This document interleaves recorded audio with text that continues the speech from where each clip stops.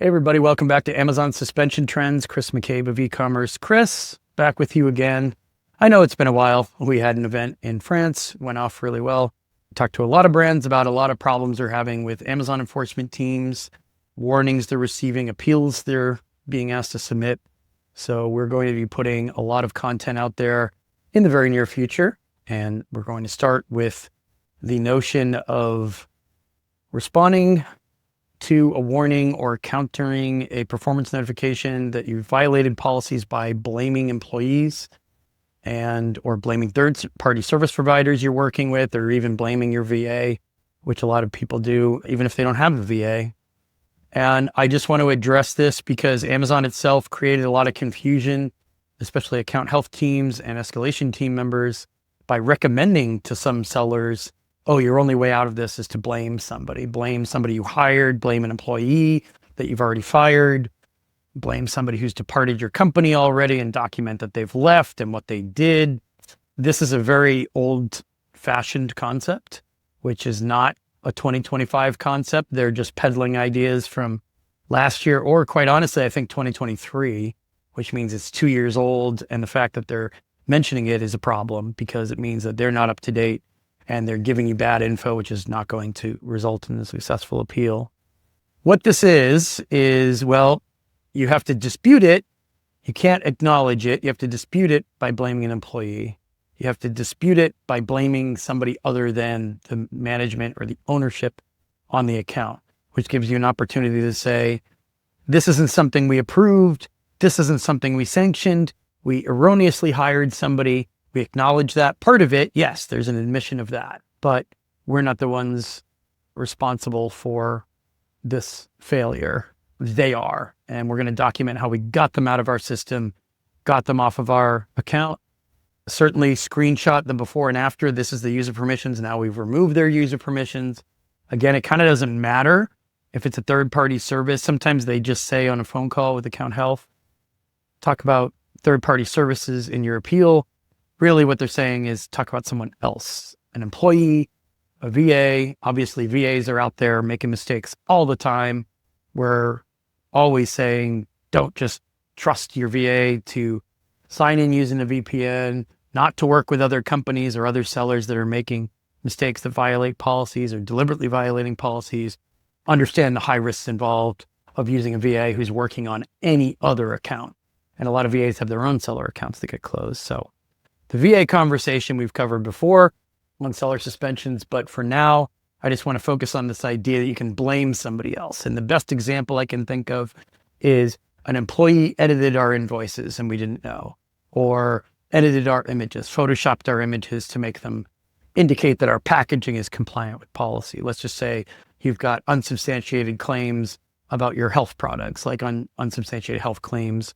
This cures asthma, this cures skin rashes, whatever on your packaging, and you Photoshop that language out. And those are real examples. We've gone through, 10 or 15 different brands that have had that problem. Or just editing, fabricating part numbers, compliance stock information. Sellers are still doing this stuff. I don't know if they're doing it expecting that they can get out of it if they're caught by saying an employee did it. I would never count on that. That's a hugely risky behavior. But even if that's not what you're thinking, understand that their tools can somehow decipher whether or not you've edited documentation.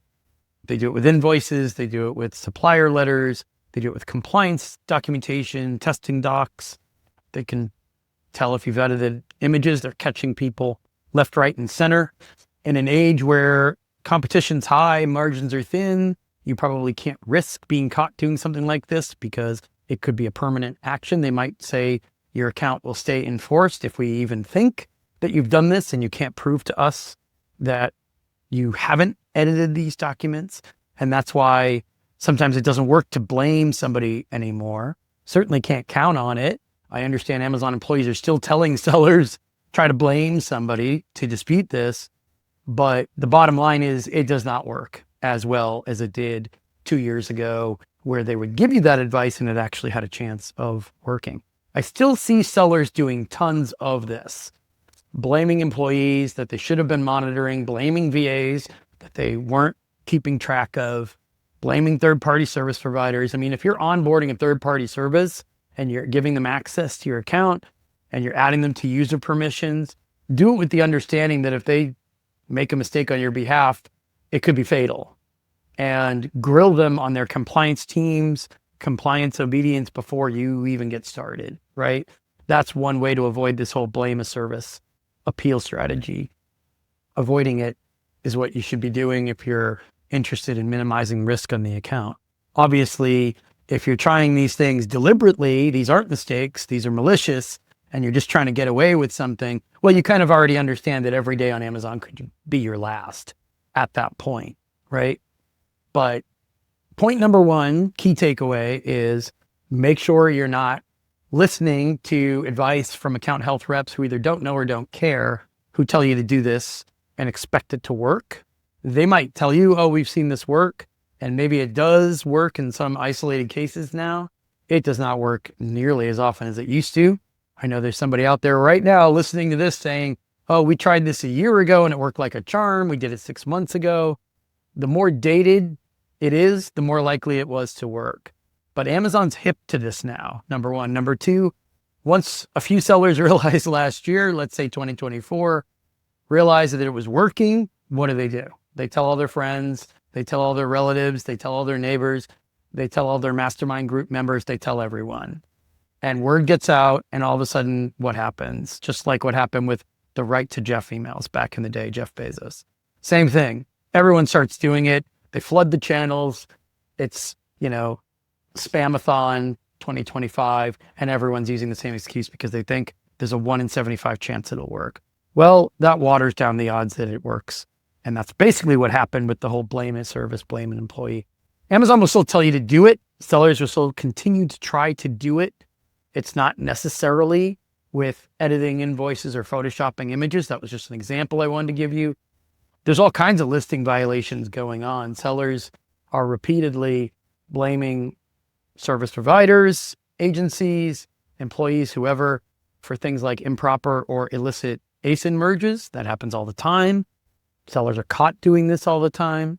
It's just worth knowing, first of all, worth trying to do anything you can to avoid having to put one of these weak excuses in front of Amazon as often as possible. But even beyond that, if you're caught doing these things, you're in a disadvantageous position to appeal. It's not the time to blanket the internet looking for, hey, did anyone else do this, and get out of it, and have somebody who doesn't even tell you how long ago they used this method pop up and say, we did it and it worked.